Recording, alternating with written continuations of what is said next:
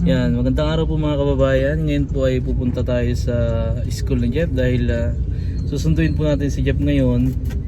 Ngayon po ay kasama natin si PBOJ. Yan. Hello po. Ang dakilang ama. Batang ama. Ni Jeffrey. Yan. Oh, napakasipag po nito. Araw-araw lang. Araw-araw. Walang gabi. Araw-araw lang. Yan, kagaling ng umaga po kasi nag-commute silang dalawa. So ngayon lang natin susunduin ulit si Jeffrey kasi unti-unti natin sanayin si Jeff sa pag-commute.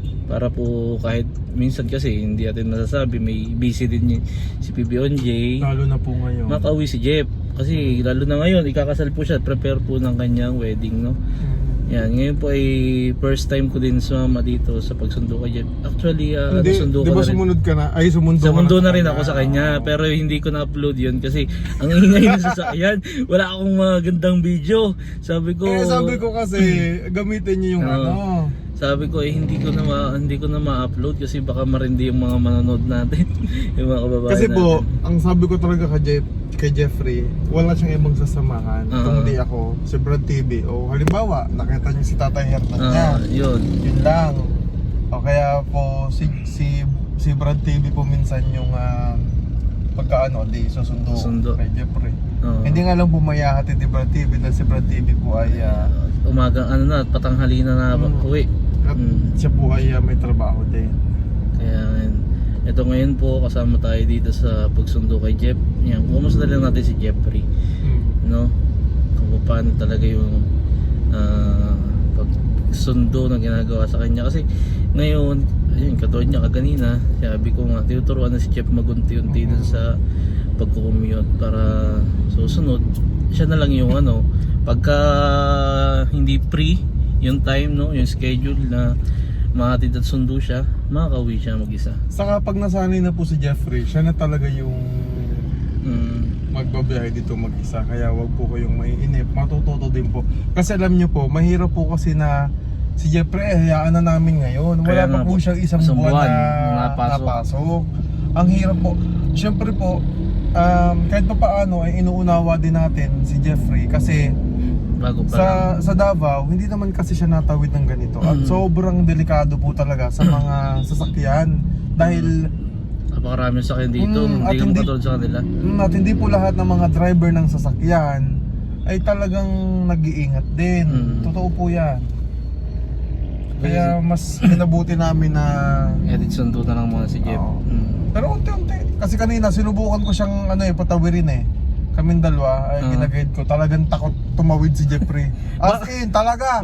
Hindi ko lang na video ako. Kapit na kapit sa braso ko Baka kasi sa bagay sa atin kasi hindi din makakatawid kasi doon sa may atin doon sa may doon kasi kanina pinatawid ko siya sa footbridge. Dito po kasi sa school ni Jeffrey, pagbaba niya ng jeep, wala pong footbridge. Tapos yung pedestrian lane pa nila, apakalabo. Kaya malapit na tayo pala. Malapit na tayo sa school ni Jeffrey. St. Louis malapit na tayo. Labasan na po ng mga estudyante. Kung mapapansin nyo, maraming tao. Ayan, so ang ginagawa ko dito, tingnan baka nandiyan si Jeffoy. Ang hirap lang po dito mga kababayan kasi po sakto mga classmate to, mga classmate to ni Jeffoy. Ang hirap lang po kasi dito mga kababayan. Ang hirap dito maghanap ng pwedeng parkingan. Kaya kailangan pag susundo ka talaga, kailangan merong may motor kailangan makahanap ka agad ng space. Oo, kasi grabe ho talagang sikip dito. Bukod sa sikip, ang dami ng mga estudyante. Dito nagpa-park yung mga estudyante ng motor. Ayan, pakita ko po sa inyo. Yan, ganito po kasi kapindiyadaanan namin dito sa sa gilid, no? Gilid to ng San Pedro College of Business. Hindi. Ano to? Oo, tama. Ayun ba yun? Sa SPAC ba yan? Yan yung school nila Nea. Ba't sa SPAC ba tong likod na to? Bali yung building kasi nila Nea, hanggang dito malaki kasi school nila Nea. Kaya sabi ko po, magkapit bahay kasi sila ng school. Kasi tong building po na to, malaki to hanggang doon po yan sa kabila. Yung kasing school nila Jeffrey po, isang building lang. Yung kulay green na tayo ko pinapakita sa inyo. So ibig sabihin nasa likod tayo ng SPAC ba? Likod ng SPAC ba sa school nila Nea. Kaya pala. So ibig sabihin yung harap lang pala yung yung St. Louis din, no? Yung harap lang. Isang building lang sila na sobrang taas. Kaya pala. Ayan, sa likod po tayo ng ano, ng SPAC ba ngayon. Dito tayo nag-park kasi mahirap kasing nasa labas tayo.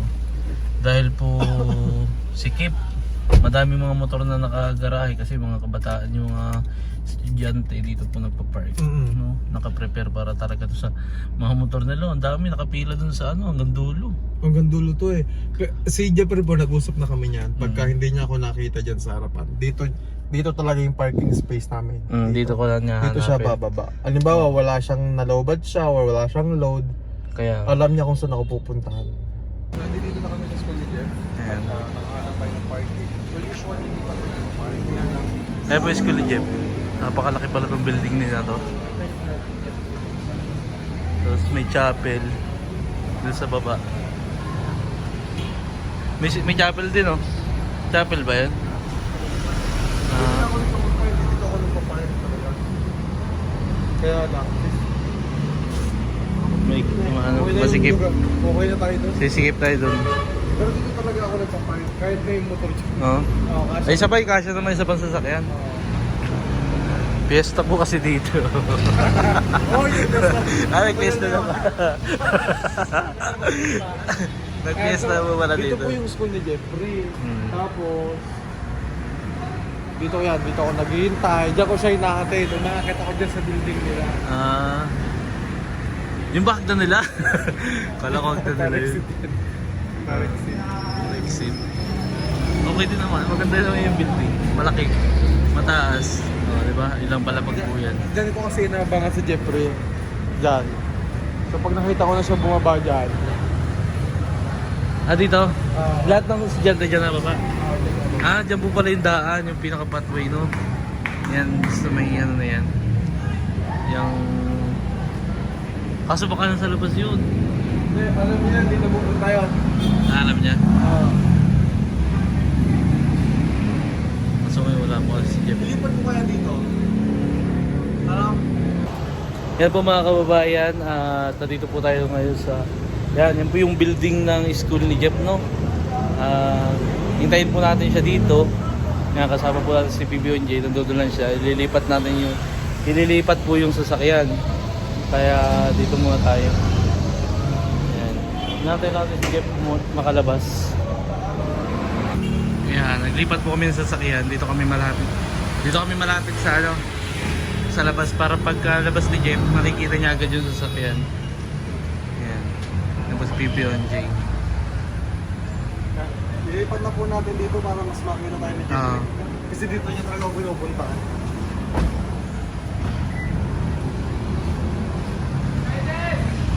Tingnan niyo po, ang rason kung bakit tayo namin siya patawirin. Yung po kasi harap ng school nila.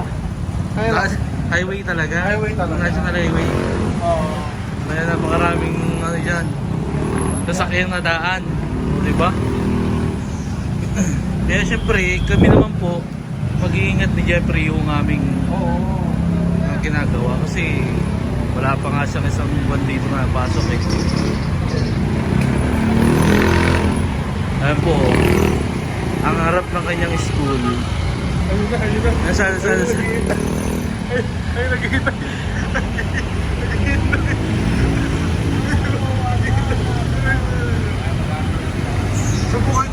Subukan ko tawagan si Jeffrey, ha?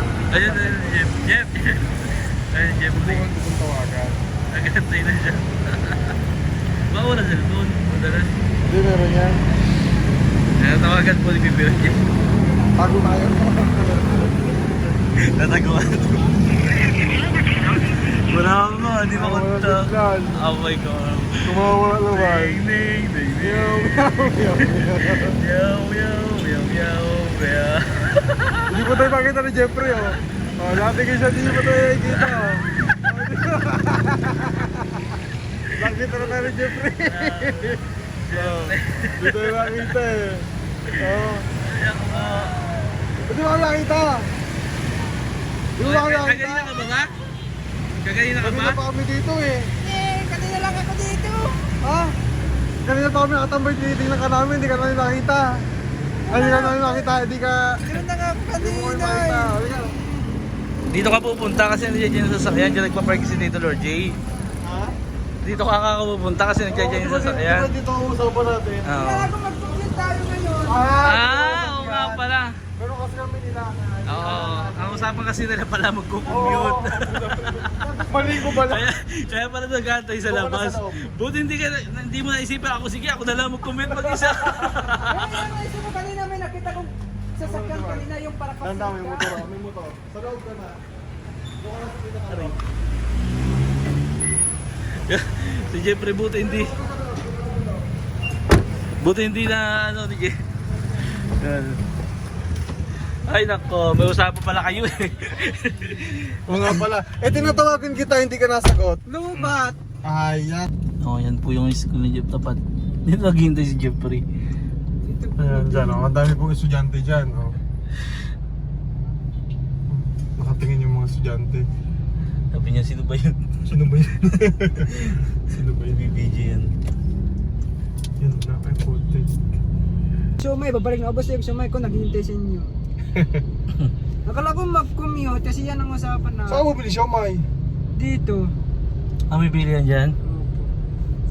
Malapit. Masarap pa iulam, masarap pala yung iulam ng siomay na. Oo. Ano? Masarap daw yung ulam ng siomay. Oo. Siomay. Show my rice. Kamusta naman ang kamusta naman ang school mo ngayon? School ko po ngayon. Oh. Kaya kanina lang sana ako lumabas. Kaya may kasama ko doon na babae, tinutulungan niya pag gumawa ng isi. Oo. Kasi may sinulat siya na isi, parang hindi niya naintindihan. Kaya ako na lang yung nag-answer. Tutulungan mo. Opo, tinulungan niyo po siya. Very good tulungan kayo. Kasi hindi niya naintindihan. Kasi parang natarantan niya siya kasi tapos na kami, tapos siya hindi pa. Yung ba yung kasama mo sa group chat na kaibigan mo? Opo, yung mga babae rin. Ayos. Tinutulungan ko sila pa. Tinutulungan ko siya kung ano. So basic lang naman about globalization. Yan naman ang ano ko. Gusto ko. Buti wala na si Birthday. Wala na si Si birthday. Berdef, kanina si Berdef dito nakipagdebate kami dito Oo. sa school. Alam mo dito sa sa child and adolescence na yan ang subject ko na pinaka-favorite ko talaga. Nakipag-debate kami dito tapos na gumamit ako ng nag-search ako kay Meta ng yung Republic Act na parusa ng isang bata ng isang like 10 years old. Oo. Tapos yung kasi agree ako na hindi mapulok yung bata. Mabulok. Ano mo bulok? Hindi makukulong. Hindi makukulong. Mabulok.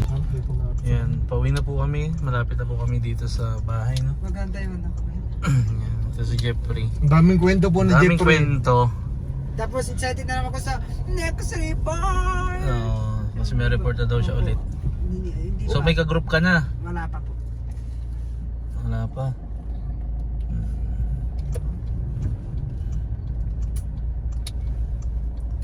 Pauwi na ho kami. Yan, makikita nyo yung mga kababayan. Ayaw nga. Pakita namin sa inyo. Ano po yung Napakaganda. Baka ganun. Christmas light? Okay na yung address pala. Yung black Nabusog ako sa sumo. Wala pa. Di pa nailan. Hindi pa. Kasi maliwanag pa eh. Di ba? Mamaya pa yung ilaw. Papakita namin sa inyo mga kababayan. May kakabit nga dapat ako dyan eh.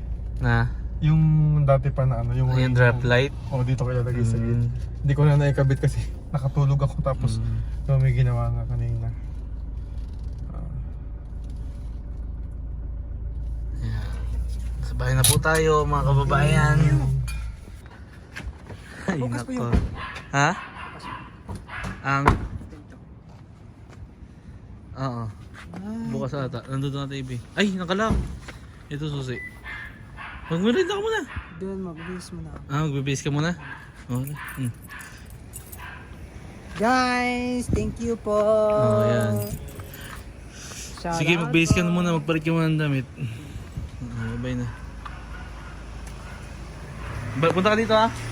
Jeff ha? Punta ka dito ha? Ayan po yung mga kinabit namin, kinabit ni PBONG na Christmas light. Di ba? Ang ganda.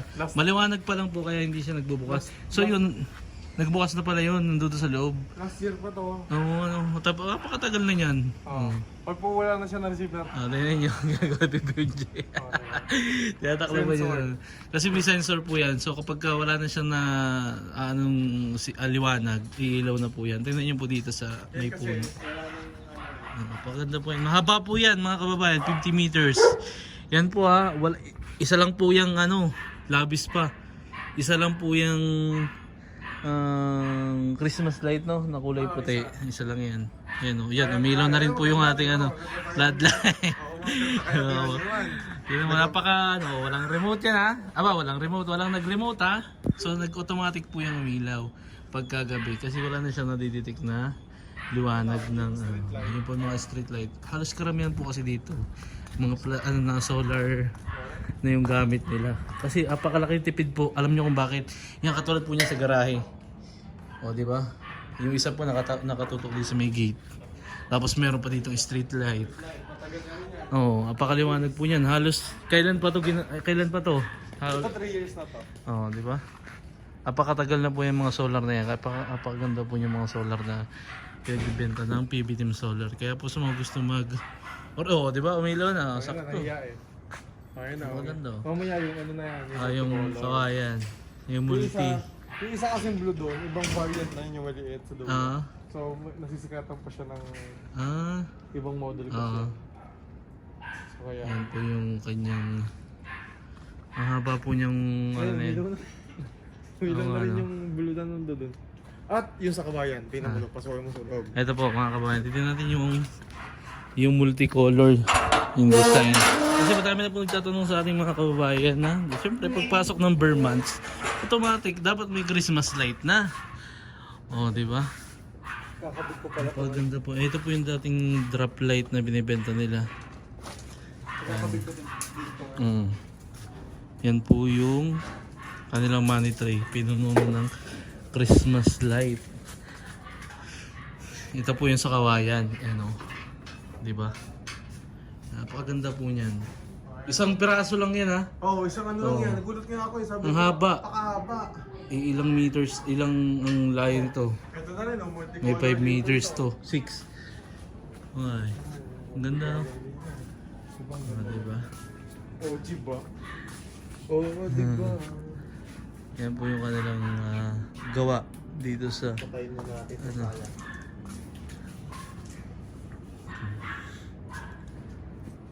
Ito po yung dirty watch. So mayroon dirty watch dito. Alam nyo, dito sa bahay namin, ginagamit mismo namin yung produkto na binibenta namin para malaman namin yung quality noong kasi hindi naman natin i-recommenda talaga sa kanila. Pasok po kayo. Bibigyan na siya. Tao po! May tao po! Baka naman Nakalaki. Pinagsaraduhan kami. Tao po!